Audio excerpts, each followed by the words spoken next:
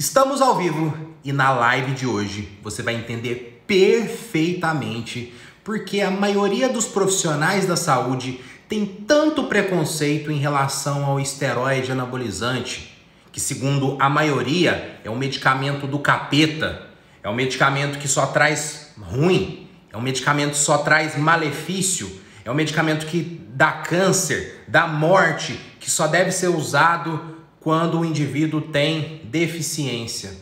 Você vai entender perfeitamente essa live, que eu tenho certeza, eu vou quebrar muitos mitos na sua cabeça. Uma live que ela vai ser disruptiva. Uma live que eu vou te contar coisas aqui que dificilmente alguém vai te contar. Tanto da minha vivência profissional, tanto da minha vivência pessoal. Então por isso que eu peço para que você fique comigo até o final, porque você vai ter bagagem para entender realmente por que existe tanto preconceito. Mas também eu queria te fazer um convite. Tem algum amigo, tem alguma amiga que se interessaria por esse assunto? Algum profissional da saúde que atua na área esportiva, que talvez tenha algum receio em falar a respeito de esteroide? Faz um favor para esse amigo, para ajudar ele, para essa amiga, para ajudar ela. Chama ela para essa live. Existe aqui, um botãozinho para compartilhar essa live, é um aviãozinho, dispara para essa pessoa e traz aqui para essa live, para a gente unir forças, para a gente contribuir uns com os outros e crescermos juntos em relação a todo esse conhecimento a respeito de hormônio. Para você que caiu aqui de paraquedas, o meu nome é Dr. Jorge Yamamoto, eu sou médico, também sou professor. E todos os dias eu venho aqui nas minhas redes sociais para ajudar profissionais da saúde a entenderem cada vez mais sobre hormônios. Para transformar esses profissionais em prescritores de bomba? Não. Isso aí é muito fútil, muito simplório perto do que o profissional da saúde pode fazer em relação à saúde do paciente. Não. Eu quero que você domine, toda a farmacologia, fisiologia, bioquímica relacionada a toda essa medicação para que você proporcione mais resultado para o seu paciente. Em termos de estética, em termos de saúde e em termos de performance. Mais resultado para o paciente é mais resultado para você também. É mais indicações, é mais satisfação do paciente, é mais satisfação profissional. Eu sei que se você é profissional da saúde, você fica muito mais feliz quando o paciente ele tem resultado, muito mais feliz do que o próprio paciente. Então é essa sensação que eu quero trazer aqui para você. E hoje eu trouxe esse tema que eu não julgo nada polêmico, porque para mim, eu falo com tanta naturalidade, a polêmica está na cabeça das pessoas a respeito do quanto existe preconceito em relação ao esteroide anabolizante por parte principalmente da maioria dos profissionais. Estou falando maioria porque é muito ruim a gente generalizar, não é verdade? Questão é a seguinte, pessoal, vamos lá. Para você assistir essa live, eu já vou te fazer um aviso. Eu preciso que você entre nessa live de cabeça aberta e de coração aberto. Porque se não entrar, eu até peço para que você saia da live, porque eu vou te falar muita coisa aqui que eu preciso que você entre de cabeça aberta. Esteja aqui disposto ou disposta a me ouvir esse meu lado. Quando nós falamos a respeito de esteroide, parece um palavrão, não parece? Chega na sua casa e fala assim, dá um grito, fala assim, esteroide. Você vai ver que você vai tomar um puxão de orelha da sua mãe e do seu pai. Mas o que tem de palavrão nessa palavra? Sério, vamos tentar desmistificar tudo isso. Que palavrão tem isso? Quando eu falo esteroide, eu estou falando de um hormônio derivado da molécula do colesterol. Então, por exemplo, quem são derivados da molécula do colesterol, que é aquela molécula ciclopentano-peridofenantreno? Pregnenolona, progesterona, testosterona, estradiol, estrona, estriol, androstenediona, dihidroepiandrosterona, aldosterona, cortisona. Tudo isso faz parte daquela cadeia de hormônios que são derivados lá do colesterol. Sabe como é que chama esse conjunto de hormônios? Esteroide. Me conta, tem algum palavrão nisso? Então, se a gente pontuar, o anticoncepcional que a sua irmã toma, que você pode estar tomando se você é mulher, que a sua mãe toma, o anticoncepcional, ele tem progesterona, ou ele tem combinado com estradiol sintético, então ele é um esteroide. Sabe quando você toma algum corticoide, porque você está com algum tipo de inflamação? Isso é um esteroide. Então, tem algum palavrão nisso? A meu ver, não. Quando eu falo que ele é um esteroide anabólico, o que é anabolismo? Quando eu falo anabolismo, eu estou falando em reações de crescimento, que é diferente de catabolismo. Vamos sintetizar. Anabolismo, eu pego moléculas menores e transformo em moléculas maiores. Catabolismo é o contrário. Eu pego moléculas menores e transformo maiores e transformo em moléculas menores. O que tem de palavrão nisso? Então, se eu for levar ao pé da letra, o pão que você come, que você compra lá na padaria, como ele estimula a insulina tem um efeito lipogênico, teoricamente, o pão que você está comendo, ele é uma substância anabólica, porque gerou um anabolismo. O que tem de palavrão nisso? Nada. Quando eu falo que o esteroide é anabólico androgênico, eu estou falando que ele está relacionado ao desenvolvimento de caracteres sexuais secundários masculinos. Ou seja, características que vão caracterizar o desenvolvimento do homem. Crescimento de pelos, engrossamento de voz, desenvolvimento da genitália masculina, aumento da oleosidade da pele.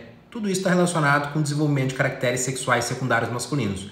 Tem algum palavrão nisso? Me responda se eu tô doido. Não tem. Só que por que se cria tanta polêmica em relação a esse medicamento? Porque nós encaramos ele como se fosse um medicamento. A questão é a seguinte, meu amigo, minha amiga. Você tem uma produção de uma caralhada de hormônio. Uma pancada, que eu não sei aqui te quantificar. Só que um deles é um hormônio chamado testosterona, que você gosta tanto de ouvir essa palavra. Testosterona.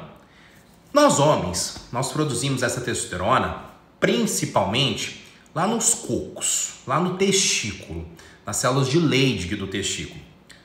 Já as mulheres também produzem testosterona. Dr. Jorge, mulher produz testosterona? Produz. Produz em 3 locais principalmente. Ovário, 25% ovário.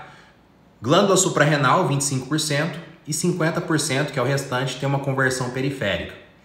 Então, vamos ser lógicos, né? Porque aqui, o que acontece? Ninguém aqui é retardado, né? Vamos aqui nós pontuarmos tintim por tintim. Se é um hormônio que os homens produzem e se é um hormônio que as mulheres produzem, você acha que esse hormônio ele é importante ou não é? É lógico que ele tem uma importância. Tais como testosterona faz a manutenção de massa muscular. Massa muscular é algo importante ou não? É importante, não para você ficar gostosão tirando onda na praia, não. Massa muscular te dá sustentação, dá força muscular para eu subir, pegar um livro aqui, para eu ir no banheiro cagar, para eu levar a criança na escola, para eu sustentar aqui eu sentado, sustentar ossos. Então, é importante massa muscular. Testosterona, ela atua também na estabilização do humor, já que tem receptor androgênico a nível central. Então ela estabiliza o humor. Então se eu tenho testosterona de menos, eu tenho uma tendência a ter um humor distímico. Você fica mais depressivo. Se eu tenho testosterona de mais, a minha tendência é me sentir mais machão e às vezes desencadear uma agressividade, por exemplo. Eu estou sendo bem genérico, tá? Testosterona atua na saúde sexual, tanto de homens quanto de mulheres. Mantém a libido, ou seja, o desejo sexual, tesão, vontade de transar. Atua na ereção, tanto atuando no acontecimento da ereção quanto manutenção da ereção. Atua também no processo ejaculatório, na força do jato urinário, Na mulher, libido, lubrificação. Então, é importante saúde sexual? É importante. Testosterona e os derivados atuam na manutenção da massa óssea, principalmente fazendo sinergia com o estrogênio. Testosterona atua mantendo a energia, já que tem atuação na mitocôndria. Então, se a testosterona está baixa, a tendência é que você fica mais letárgico, que você tenha um cansaço excessivo. Testosterona atua no ciclo circadiano, naquele ciclo de sono e vigília. Ela tem participação importante ali. Então, por isso que quem tem deficiência de testosterona tende a alterar o ciclo circadiano. E que quem tem excesso também tem uma tendência a alterar o ciclo circadiano. Então, atua na função cardíaca também. Então, testosterona demais tende a prejudicar a função cardíaca, quanto o testosterona de menos tende também a aumentar o risco cardiovascular. Então, tá vendo que tem muitas funções? Pois é. Essa testosterona, que é um hormônio que, mais uma vez, eu como homem produzo, você como mulher produz, nós todos produzimos, esse hormônio, ele tem sua relevância. Só que foi um hormônio que eles já desconfiavam que existia. Já sabia que existia depois de um tempo. Se a gente puxar lá na antiguidade, Grécia Antiga, já tinha uma busca ali por recurso ergogênico. O que é recurso ergogênico? Um recurso que vai melhorar meu desempenho, seja esportivo, físico, sexual, meu desempenho em relação à coragem. Então a galera lá atrás maçaricava extrato de planta, comia testículo de animal para tentar ali buscar um elixir, né? Um recurso ali que vai me dar uma certa vigorosidade. Então já tinha essa busca.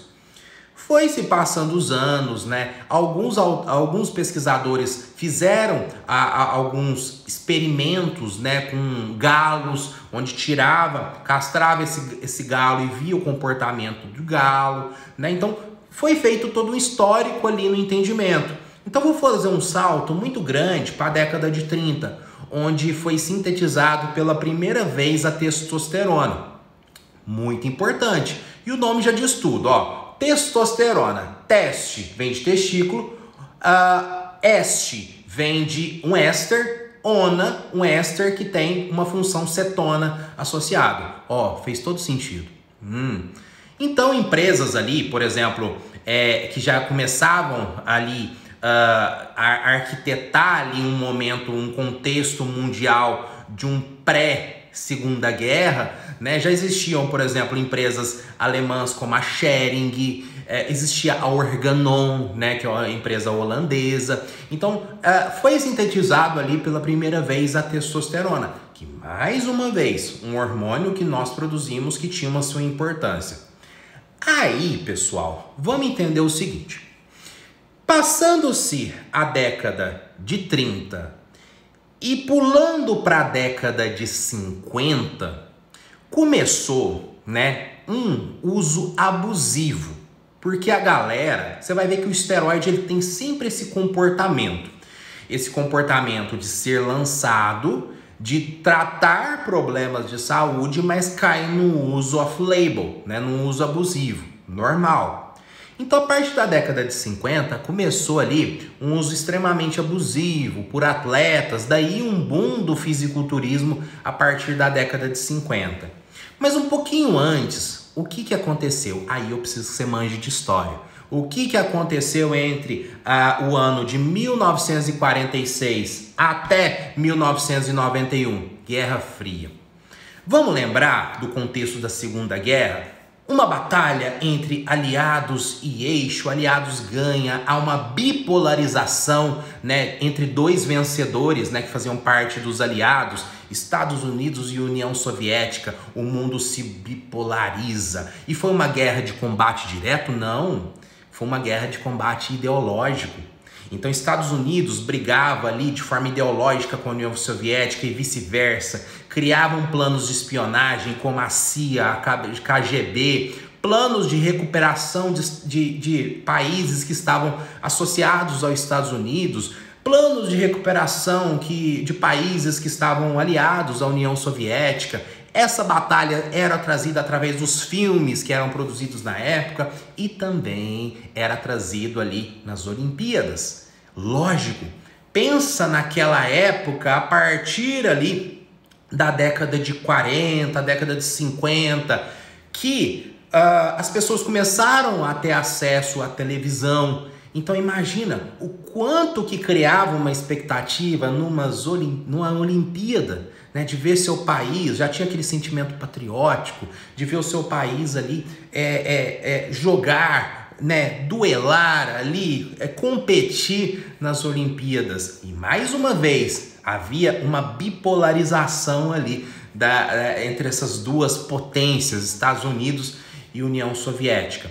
Então, como a testosterona já havia sido produzida na década de 30 e no finalzinho, né, da Segunda Guerra Mundial, a Alemanha, e lembra que a Schering era uma empresa alemã, ali na Alemanha, eles já sabiam do poder da testosterona. Força muscular, recuperação muscular, numa dose alta, agressividade. Por isso que o eixo, né, onde fazia parte a Alemanha, foi administrado muito testosterona nos combatentes alemães, né, que tinham um poder de fogo ali, uma melhor performance nas batalhas ali durante a Segunda Guerra. Beleza, aconteceu ali a União Soviética, né? Aí nós vamos fazer um salto para a década de 70. Década de 70 vai ter um marco muito importante em relação ao preconceito do esteroide anabolizante. O esteroide, ele já vinha sendo utilizado a rodo por os atletas ali durante as décadas de 40, 50 e 60. E começavam, né, as federações, né, as organizações começavam a ficar muito incomodadas com isso. Daí, a década de 70 ela tem um marco importante, porque no ano de 1972 ocorreu a Olimpíada de Munique. E em Munique foi feita uma pesquisa. Foi feita uma pesquisa onde foi feito o seguinte: pessoal, atletas, quem que usa esteroide aí? Deixa eu ver. Só que foi visto que mais da metade usava esteroide ou já tinha usado esteroide. Eles falaram, tô entendendo. Aí, o que acontece? O COI, que é o Comitê Olímpico Mundial, Comitê Olímpico Internacional, ele, em 74, 2 anos depois, proibiu o uso de esteroide dentro dos Jogos Olímpicos. Ou seja, esses atletas começavam ali a ser submetidos a doping. Por quê? Eu quero agora uma briga justa. Vocês estão usando substâncias que estão dando uma vantagem frente a quem não está utilizando. E é muito interessante essa questão de bipolarização, que teve um médico chamado John Ziegler, que ele era um médico dos Estados Unidos, que ele chegou numa determinada Olimpíada, se não me engano em 54, e ele viu, né, ele deu uma olhada assim e viu que os soviéticos estavam usando testosterona. E ele correu para os Estados Unidos, né, se injetou testosterona nos atletas para ver qual que seria o resultado disso e gostou demais. Só que aí ele se aliou a uma empresa chamada Ciba Farmacêuticos e desenvolveu a metandrostenolona, que é o Dianabol. Então ele, olha só, devido a esse combate, né, bipolar da Guerra Fria, esse combate que não tinha um combate direto, era um combate muito mais ideológico, fez com que surgisse uma caralhada de esteroides anabólicos, que são derivados diretos ou indiretos da testosterona, ali para ter uma vantagem, né, do ponto de vista olímpico. Então, acabou, né, dentro dessa época surgindo vários tipos de esteroides. E o que é um esteroide derivado da testosterona? Quando nós pensamos na testosterona, a testosterona ela tem 2 efeitos importantes, né, dentro da nossa linha de raciocínio. Ela tem um efeito anabólico e ela tem um efeito androgênico, ambos muito altos. ok? Ainda que é um hormônio que nós homens produzimos e é um hormônio que as mulheres produzem. Só que tinham problemas relacionados àqueles problemas da deficiência de testosterona. Por exemplo, existiam condições patológicas, ou seja, condições de problema de saúde, que, por exemplo, levavam as pessoas a problema ali na massa muscular, a caquexia. Por exemplo, né, HIV, por exemplo, tuberculose, câncer. Às vezes a pessoa era submetida a uma grande cirurgia, às vezes a pessoa era um grande queimado. Então tudo isso, grandes cirurgias, grandes queimados, leva um processo hipermetabólico, onde a pessoa começa a perder muita massa muscular. Então, se eu pego, por exemplo, um público especial como mulheres, como crianças, vale a pena eu administrar testosterona, já que ela tem muito anabolismo e muito androgenismo? Não, porque às vezes eu vou começar a virilizar essa mulher ou eu vou causar problema de virilização nessa criança. Por isso que agora a gente vai começar a mexer nessas substâncias, né, nessa substância chamada testosterona, para modificar ela de forma direta ou indireta, e assim eu começo a mexer nessa relação anabólica androgênica. Já que eu aumento o poder anabólico e eu diminuo o poder androgênico. Ok? Aí eu sou apto a administrar um hormônio na mulher, por exemplo, e isso fazer com que ela não colha, né, colaterais androgênicos. Beleza, ótimo. Então foi criado dentro dessa época. Tinha um estímulo ali por causa das Olimpíadas? Tinha. Tinha um estímulo por causa da Guerra Fria? Tinha. Mas tinha um estímulo ali do ponto de vista de problemas de saúde. Como eu falei, vamos retomar, década de 70, Olimpíadas de Munique 72, feita essa pesquisa, mais da metade usava esteroide. Na década de 70, continuando, 2 anos depois, 74, o COI proíbe a utilização dessas substâncias. Aí gerou uma revolta muito grande dos atletas, porque eles estavam acostumados em relação a todo esse uso. E aí, em 1977, o Colégio Americano de Medicina Esportiva soltou uma nota. Uma nota, o seguinte: pessoal, eu vou falar uma coisa para vocês. Essas coisas que vocês estão usando aí, chamada esteroide anabolizante, não funciona. Aí os atletas ficaram muito, mas muito descontentes com essa afirmação. Porque foi uma tentativa do Colégio Americano de Medicina Esportiva de tentar coibir esse uso e fortalecer ali o COI, entende? Só que criou uma revolta muito grande. Como é que não funciona? Olha o tamanho do meu bíceps. Olha a força que eu ganhei depois que eu usei esse hormônio, esse medicamento. Então, para tentar ali quebrar os argumentos desses atletas, a partir de então, as sociedades médicas e todas as organizações começavam ali a bater em cima de forma negativa em relação ao esteroide. Tanto sociedades médicas que começavam a rever as suas indicações, o FDA, que vamos imaginar aqui como se fosse a Anvisa dos Estados Unidos, começavam a rever as reais indicações e vamos tentar procurar erro. E vamos ser honestos. Procurar erro em determinadas situações é muito mais fácil do que procurar acerto nessas situações. Corrija uma prova de alguém, corrija um exercício de alguém. Você vai ver que é muito mais fácil você achar erro do que elogiar essa pessoa. E começava. Aí que começou, por exemplo, até a década de 70, agora você entende, porque até a década de 70, a drostanolona, que é o Masteron, era utilizada para câncer de mama inoperável. E parou de ser utilizada e o FDA mudou completamente a partir da década de 70. Você entende que a partir da década de 70 foi caindo em desuso, por exemplo, a metenolona, que é o primobolan. Foi caindo em desuso a metandrostenolona, que é o Dianabol. Tá vendo que faz sentido? Faz sentido se procura por efeitos negativos em relação ao esteroide. Então foi final da década de 70, 80, até chegar a 90, tentando procurar erros. Sociedades ligadas à saúde, tentar procurar erro. E a sociedade compra essa ideia. Beleza. Chega na década de 70, na década de 90. Sabe o que acontece? Os Estados Unidos, né, que estava ali saindo da Guerra Fria, lembra que a Guerra Fria terminou em 91, então estava no finalzinho da Guerra Fria, então ainda era uma potência que tinha uma visibilidade muito grande, ainda tem.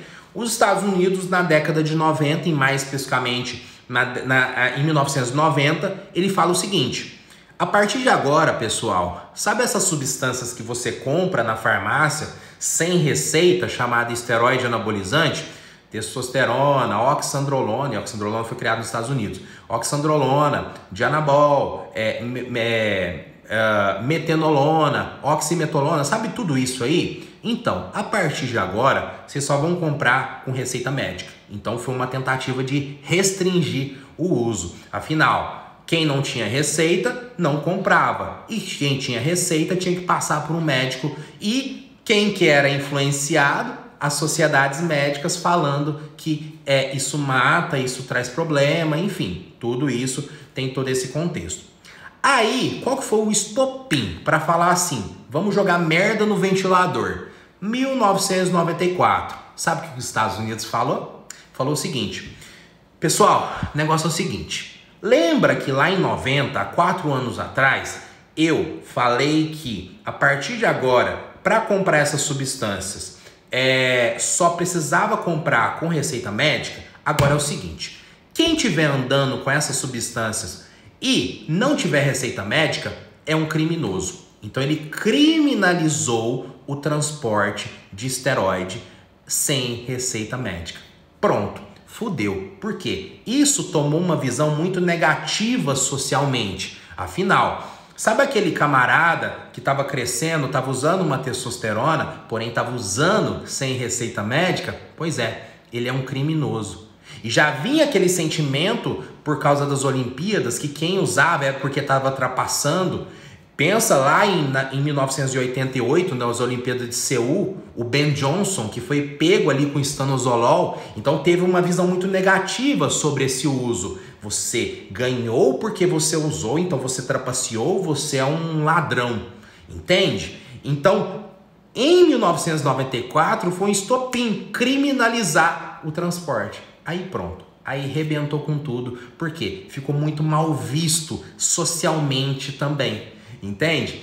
Aí criou-se um outro grande problema, o fortalecimento do mercado paralelo, a partir dessa data, né? Porque até então as pessoas compravam na farmácia, ali, ainda que sem receita médica, mas era algo produzido ali por uma empresa que tinha legalização, que tinha fiscalização. Aí fortaleceu muito a partir dessa data o mercado paralelo. Tá vendo, pessoal? Por que houve tanto preconceito e o preconceito chega até então, só que as pessoas não sabem explicar? Porque se você falar para uma pessoa o seguinte, uma pessoa que chega para você e fala que isso vai trazer problema, e não estou falando que é isento de problema, não.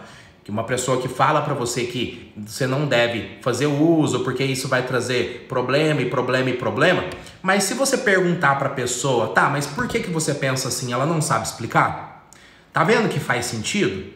Pois é, por isso que o tio tá aqui para te explicar tudo isso, porque o negócio é o seguinte, a bagaça é a seguinte, nós entendemos o esteroide como simplesmente um medicamento.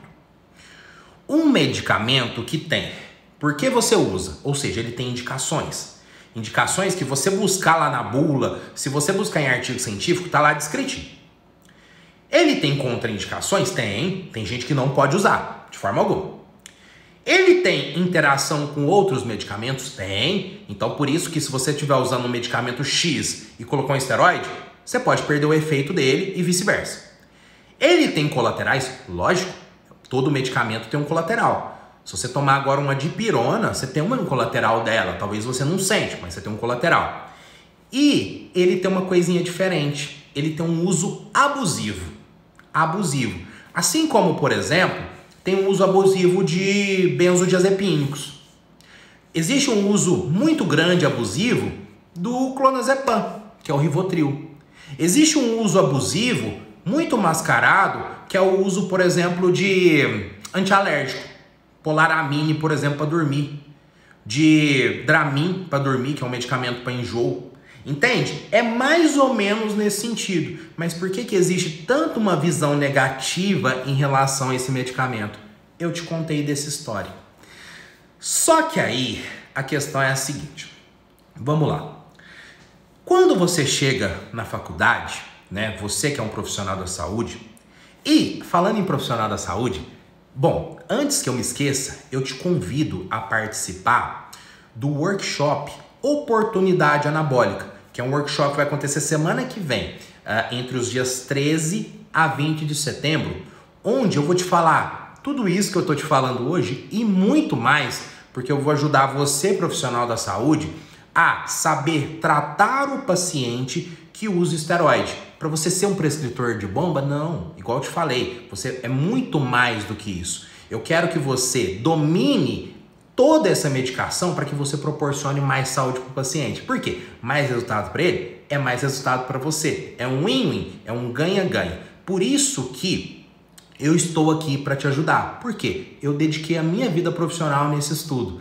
Então, por isso que na hora que nós acabarmos essa live, existe um link na minha bio, você vai fazer a sua inscrição e você está apto a participar desse evento que é 100% aqui na internet, online, gratuito, de graça, onde eu vou te passar técnicas importantíssimas para você buscar o conhecimento em relação ao esteroide, onde estudar, o que você tem que saber para que você domine todas essas técnicas que eu estou falando tudo aqui para você.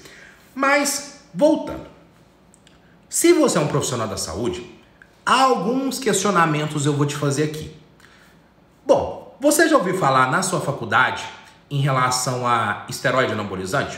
Pode ser que sim. Se falou, deve ter falado alguma coisa em relação à testosterona, pode ter falado ali em relação aos problemas que os esteroides podem trazer, mas eu dou quase certeza que foi falado a respeito dos problemas que o esteroide anabolizante traz.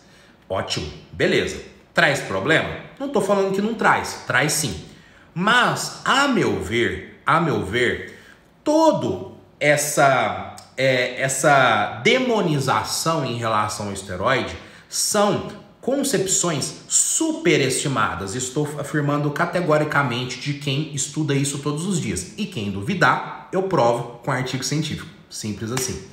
Só que são concepções superestimadas, que traz problema, que é o medicamento do demônio, que mata, que traz câncer, e etc, etc, etc. Tudo bem. Vamos considerar que só traz problema. Só dá morte. Tá. Te ensinaram ao que perguntar para essa pessoa? Não ensino. Porque assim, ó, traz problema, traz fertilidade, traz morte, traz câncer, tudo bem. Mas se alguém chegar usando uma boldenona, professor, o que eu pergunto? Ninguém sabe.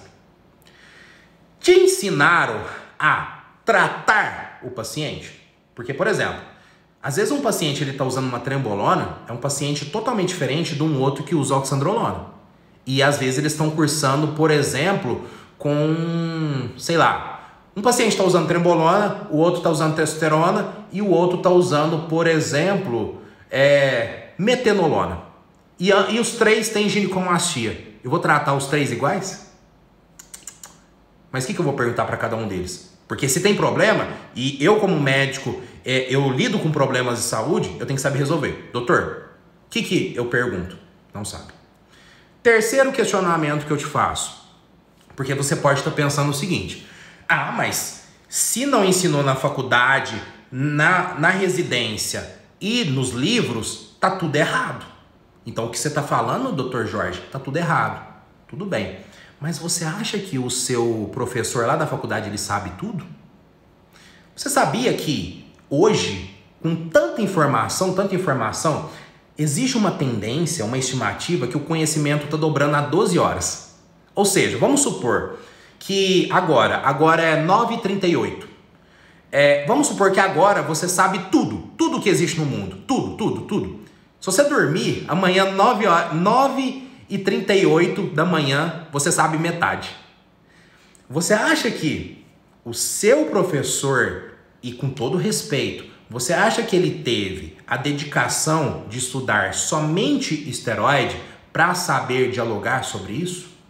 Não, ele estudou várias coisas. Assim como teve gente que se dedicou à clínica médica, tiveram pessoas que se dedicaram à pediatria, tiveram pessoas que se dedicaram ao diabetes, tiveram pessoas que se dedicaram ao hipotiroidismo, tiveram pessoas que se dedicaram somente ao estudo de esteroide. Entende? Então existe toda essa concepção. Então tá vendo que existem vários vieses, né? Tem até uma estimativa muito bacana quando a gente pensa em área da saúde. Olha para você ver. Sai artigo científico todo dia, né?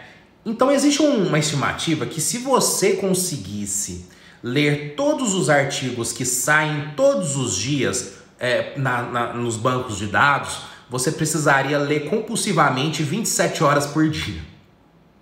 E temos 24 horas. E você precisa dormir, e você precisa comer, e você precisa ir ao banheiro, e você precisa tomar água, entende? Então tá vendo que é impossível? É impossível você falar que você sabe tudo. Então por isso que temos que calçar a sandália da humildade para falar, existe uma coisa aí que eu não domino. Então não vou falar daquilo que eu não domino. Entende que existe muita hipocrisia envolvida? Te falo outra coisa também que é muito comum nas faculdades das áreas da saúde. Tem um estudo que eu vou mostrar lá no workshop. Então por isso, mais uma vez, você é profissional da saúde, quer destravar tudo que você pensa em relação ao esteroide, quer proporcionar mais resultado para o seu paciente, por quê? Mais resultado para ele é mais resultado para você. Pois é, se inscreva lá no workshop Oportunidade Anabólica, um evento que vai acontecer semana que vem, gratuitamente, onde eu vou te ensinar o passo a passo para você adquirir esse conhecimento, beleza? Sabe uma coisa que também a gente fica encabulado, que eu vou mostrar lá no workshop? Tem um artigo que ele mostra muito bem a relação de todas as drogas de abuso em relação ao dano agudo, ou seja, um dano que está acontecendo agora, dano crônico e dano social. O esteroide é um dos mais baixos, se não me engano é o penúltimo. E um dos primeiros é álcool e tabaco. Uma pessoa que bebe, ela tem um dano agudo, entende? Ela tem ali um dano à saúde de forma aguda. Tem um dano crônico, pode gerar, por exemplo, uma pancreatite crônica. E também tem um dano social. O quanto que um indivíduo bêbado, alcoólatra, né, que às vezes pega o carro ali, pega a estrada, o quanto que ele gera de custo social. E o quanto que um marombeiro, né, eu tô falando de forma chula, mas só para você entender, um marombeiro que usa o seu esteroide ali, caladinho e tal, só treina, quanto que ele gera para a sociedade de custo? Gera muito pouco. Só que, vamos lá. Eu sou contra e eu sou a favor à saúde do paciente, eu sou contra a droga de abuso. Tudo bem. Então, por que um paciente que chega para você e fala que toma uma cachaçinha no final de semana, você fala para ele diminuir? E um paciente que fala que usa uma testozinha uma vez na semana, você fala para ele parar, para ele cortar tudo isso, porque isso vai matar, isso vai dar câncer, vai dar morte. Sendo que o primeiro tem um dano maior agudo, um dano maior crônico, um dano maior social e você é um profissional da saúde que preza para a saúde do paciente. Qual que é a diferença? Tá vendo como que a gente quebra objeções dos profissionais da saúde? Para mim, não sei se eu tô doido, e responde se eu tô doido, não tô doido, né? Não faz sentido tudo isso, porque se eu prezo para a saúde, não faz sentido. Então tá vendo como existem vários questionamentos que a gente pode fazer? Você sabe quantos % da população é usuária? Tem duas meta-análises que eu vou mostrar lá no workshop. Mais uma vez, se cadastre, inscreva-se gratuitamente lá no workshop Oportunidade Anabólica se você é profissional da saúde, que eu tenho certeza que eu vou te ajudar a aumentar os seus resultados. Tem duas meta-análises. Uma meta-análise é uma revisão sistemática, que mostra a epidemiologia de usuários de esteroide. Quanto que existe de usuário de esteroide no mundo e quanto que existe de usuário de esteroide no Brasil. Estima-se que cerca de 3,3% da população mundial é usuário. Estima-se, existe muito erro nesse estudo, mas dá para você ter uma noção que é uma população muito alta, muito alta. Obviamente, se você pensa em Brasil, um país que tem uma busca muito grande por físico, por beleza, por shape, né, por sexo, você acha que essa porcentagem, pensando no Brasil, ela é mais alta ou ela é mais baixa? A meu ver, ela acaba sendo mais alta que 3,3%. É isso que os estudos mostraram. Tudo bem, uma população enorme. Ok, uma população enorme. Você acha que existem poucos ou muitos profissionais que realmente dominam o esteroide anabolizante? Existem muitos ou existem poucos? Poucos. Simples, lei da oferta e procura. Uma grande procura de usuários que às vezes têm problemas ou pessoas que estão fazendo uso e querem fazer o uso de forma mais correta e o profissional da saúde é o profissional mais apto nessa orientação, com pouca oferta de profissionais. Lei da oferta e procura. Como que você acha que está a agenda desses profissionais? Alta. Como é que você acha que é o salário desses profissionais? Alto. E isso que eu estou falando é alguma mágica? A meu ver, só se eu estiver doido. Não é nenhuma mágica. E lá no workshop, eu abri o meu coração e a minha conta financeira para falar quanto que eu ganho. Eu fiz isso lá no workshop. Quer saber? Se inscreva lá para você ter uma noção dos meus rendimentos. Só trabalhando com usuário de esteroide. Mais uma vez, sendo um prescritor de bomba, jamais. E eu duvido, eu truco, eu faço um pix de R$1.000 se alguém achar aqui nos meus conteúdos algum conteúdo que eu fiz alguma apologia. Não fiz. E nem demonizo. Eu julgo esse medicamento como um medicamento importante, que é muito bem-vindo em relação a problemas de saúde, em vários contextos de saúde, que tem um uso abusivo, mas um uso abusivo de uma população que está fazendo o uso de forma totalmente errada, que chega para você, o que você faz para dar mais saúde para ela? É isso que eu faço, simplesmente dessa forma. Como é que acolhe esse cara? Como é que eu não vou enxotar esse cara? Como é que eu não vou ter preconceito com esse cara? Simplesmente trato ele como um ser humano. E simples assim. É muito simples, né, pessoal? É muito simples você ter uma visão mais aberta e não ter uma visão unilateral das coisas. Qual que é a dificuldade disso? Qual que é a dificuldade de enxergar que existe um preconceito social que depende de você quebrar tudo isso? Que depende de você, profissional, que você é o profissional que tem que orientar em relação à saúde. Qual que é o problema? Qual que é a dificuldade de você abrir sua mente para tentar falar coisas não unilaterais? Fala dos benefícios e dos malefícios, simplesmente assim. E tenta entender em qual situação o benefício é maior que o malefício, em qual situação o malefício é maior que o benefício. Simples assim, simples. Qual que é a dificuldade disso? Eu não vejo. Por isso que eu não acho que isso aqui é um assunto polêmico, porque as pessoas às vezes falam, Jorge, você fala de coisas polêmicas. Polêmicas tá na cabeça das pessoas. Por exemplo, eu falo de sexo, todo mundo faz sexo, o que isso tem de polêmica? Eu trato saúde sexual, eu falo de esteroide, o que tem disso de polêmica? É uma coisa aí que 3,3% da população mundial usa, eu tenho que ajudar essas pessoas, essa é a minha missão, o que tem de polêmica disso? Então, pessoal, eu quis trazer essa reflexão para você, para que você entenda por que surge tanto preconceito em relação a essa medicação, entenderam?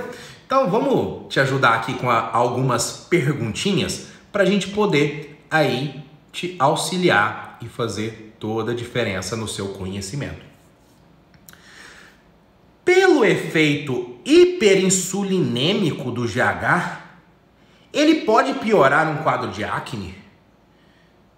Não sei de onde você tirou o efeito hiperinsulinêmico de forma direta, não. Pode ser de forma indireta. Vamos lembrar o que é o GH. GH é um hormônio que ele é produzido lá na hipófise, lá nos somatotrófos. Existem duas formas de você secretar GH. Uma através do hipotálamo. Hipotálamo produz um hormônio chamado GHRH, que age na hipófise liberando o GH. Ou existe uma outra forma, onde o estômago, quando ele está vazio, ele produz um hormônio chamado grelina, Essa grelina age lá no hipotálamo, dando a sensação de fome, mas age na hipófise, liberando o GH, ok? Esse GH, por si só, ele tem um efeito hiperglicemiante. Ele aumenta a glicemia. O GH aumenta a glicemia. Então, por uma glicemia mais alta, aí você vai ter que lembrar da bioquímica, porque eu sei que você é estudante de medicina. Hiperglicemia estimula GLUT4, o GLUT4, que é um estímulo ali da insulina. A insulina estimula GLUT4, bota para dentro da célula para haver um equilíbrio. Então pode ser que haja um aumento de insulina secundária, indireta à hiperglicemia causada pelo GH. Mas onde que eu quero chegar nessa sua resposta? GH, ele tem um estímulo lá no fígado, sintetizando IGF-1, fator de crescimento semelhante à insulina, do tipo 1, que é um fator de crescimento, de proliferação tecidual. Quando você pensa ali num quadro de acne, a acne, a glândula sebácea, tem receptor ali para crescimento tecidual. Então, o que acontece? Insulina pode agir ali. Só que estou falando do IGF-1, fator de crescimento semelhante à insulina. Por isso que ele pode agir em receptor híbrido e fazer o mesmo papel ali da insulina. Então, acho que você deve ter confundido nisso daí. Fator de crescimento, eu posso desencadear ali o crescimento do sebócito e desenvolver o processo de acne, ok?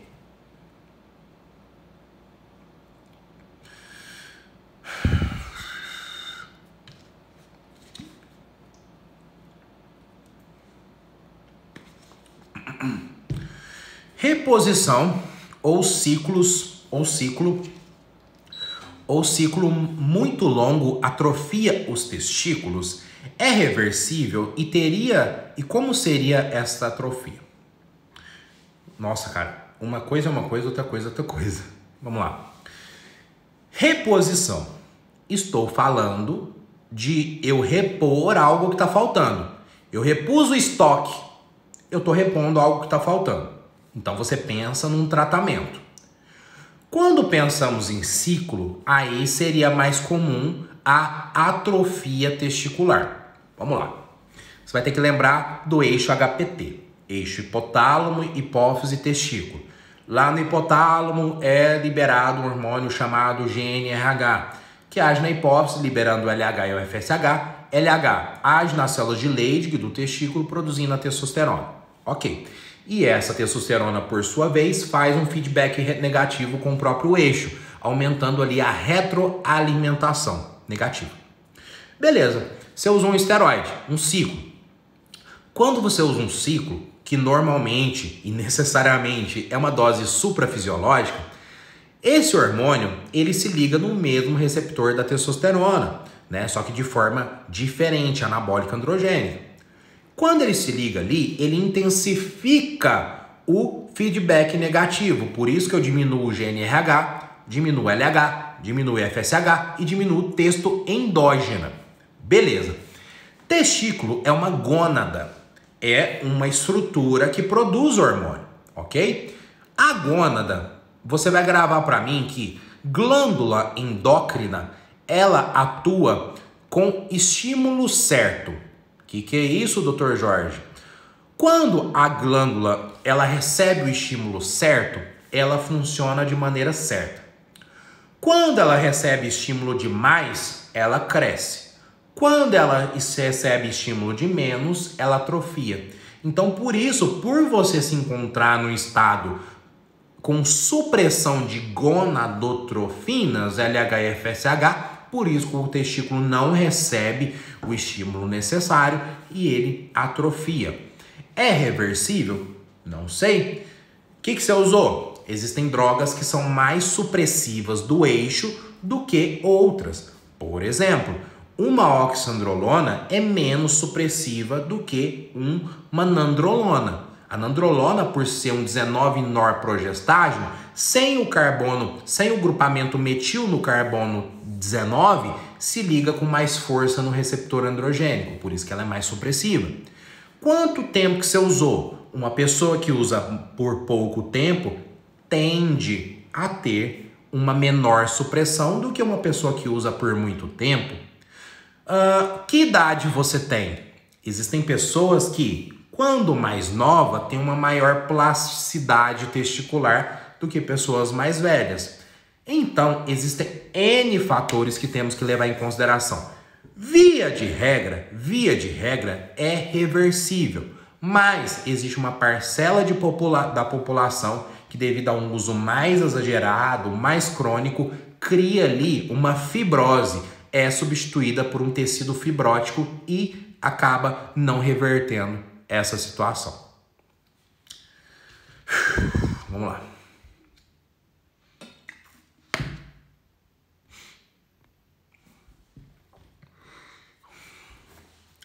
Excesso de gordura diminui a taxa de testosterona? Sim, via de regra sim. O que acontece? No caso, o homem e a mulher também, nós temos um processo de aromatização. O que é aromatização? Conversão de andrógeno em estrógeno. Testosterona em estradiol, androstenediona em estrona. Existem vários tecidos que ocorrem a aromatização. Tecido cerebral, tecido muscular, tecido hepático, tecido testicular e principalmente tecido adiposo. Beleza. Vamos pensar. Você está gordão, você está com excesso de gordura. Eu tenho mais tecido adiposo ou menos tecido adiposo? Mais tecido adiposo.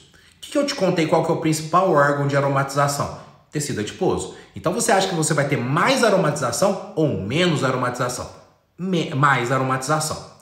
Se testosterona é convertida em estradiol e ambos fazem feedback negativo com o próprio eixo, a testosterona ela costuma vir em nanogramas, já o estradiol em picogramas. Então você tende a ter cerca de 1000 vezes menos estradiol do que a testosterona. Só que o estradiol ele tem um efeito mais supressivo no eixo HPT.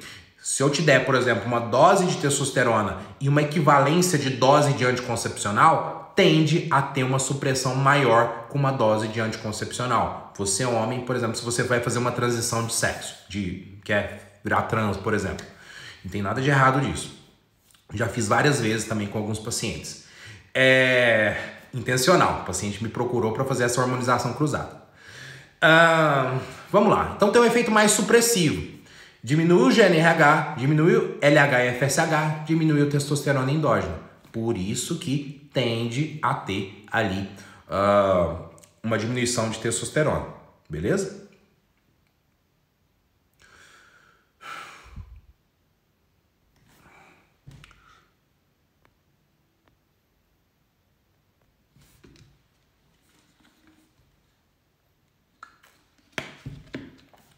O doutor comentou que seria um tiro no pé usar um 17 alfa-alquilado juntamente com Rocutan. Poderia explicar por quê? Obrigado. Vamos lá. Você está ciclando, por exemplo. Aí você tem espinhas. Espinhas, ela está relacionada basicamente a 3 fatores. 3. Não só 3, mas principalmente a 3. Andrógeno, ou seja, uma carga androgênica maior tende a ter mais espinhas, porque você causa um desenvolvimento do sebócito. Estrógeno tende a causar um processo inflamatório quando ele está ligado com andrógeno, porque ele tende a causar uma espinha mais inflamada. E dieta? Pessoas que estão errando em dieta, por exemplo, carbo demais, tende a ter mais espinhas do que pessoas que estão seguindo a dieta.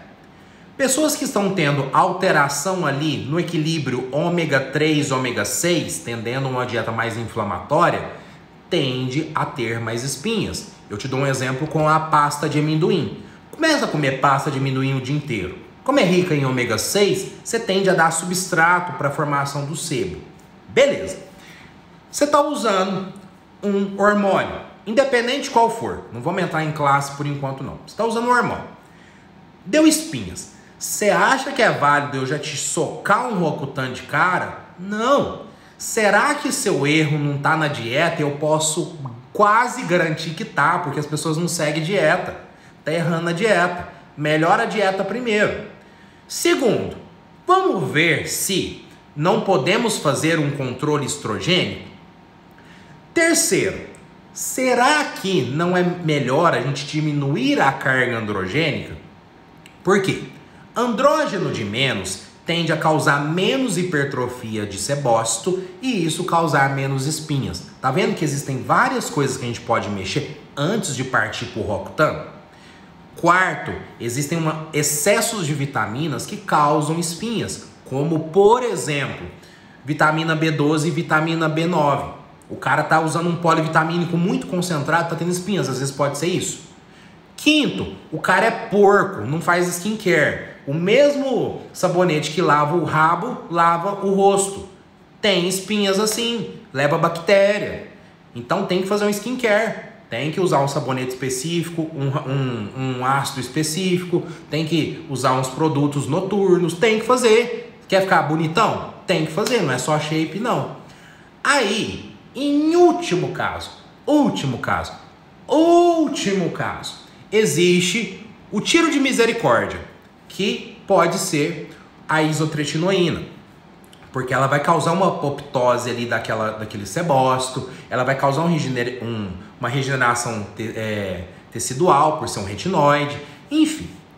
Só que o Roacutan, ele tem colaterais que podem ser os mesmos colaterais de um 17-alfa-alquelado. Por exemplo, 17-alfa-alquelado. Por que eu faço uma alquilação no carbono 17-alfa? Para resistir ao metabolismo de primeira passagem. Se eu resisto ao metabolismo de primeira passagem, essa droga recircula, atinge mais receptores, amplifica a sua ação. Só que pode estimular a lipase hepática e causar uma baixa no HDL. Se eu tenho baixa de HDL, eu aumento o risco cardiovascular. Lembra do índice de Castelli. O Roacutan, ele tende também a alterar o HDL do paciente. Aí eu vou colocar um fator que aumenta o risco cardiovascular com outro que aumenta o risco cardiovascular, eu vou somar riscos cardiovasculares. Segundo, o Roacutan, ele tende a causar um dano hepático. Por isso que tem que ficar dosando transaminase. 17-alfa-alquelados, por ter recirculação hepática, tende a causar reações de oxorredução e também causar um leve dano hepático. Oxandrolona, nem tanto, porque a oxandrolona divide o metabolismo hepático com o renal. Mas, por exemplo, um estanozolol, que é um 17-alfa-alquelado, cria 11 metabólitos nas suas reações de oxorredução. Você está dando um tiro no pé. Então, meu amigo, primeira coisa, teve espinha? Procura um médico. Ele vai saber te auxiliar. Não tenta fazer as coisas sozinhos. Segundo, tenta pensar em coisas mais gerais. Será que eu não estou errando na dieta? Será que eu não posso controlar esse hormônio? Último caso, último. Usa Roacutan, só que sem 17-alfa-alquelado. Às vezes pode até utilizar com uma testosterona, mas com acompanhamento médico, com os exames laboratoriais em dia, fazendo em doses off-label, mais espaçados, doses menores. Pode ser feito assim. Os estudos mostraram que tem o mesmo resultado que doses maiores todos os dias. Depende. Então, por isso que peço para que você esteja sempre acompanhado por um profissional. Fechou, pessoal? Espero ter ajudado vocês.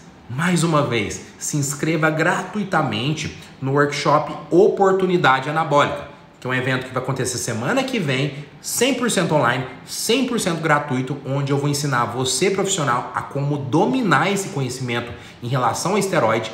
Existem pessoas que estão precisando do seu serviço e você está aí rodando, cobrando pouco na sua consulta, não sendo valorizado, e essa é uma grande oportunidade para você promover mais saúde para esse cara, para você ter um melhor rendimento no seu consultório.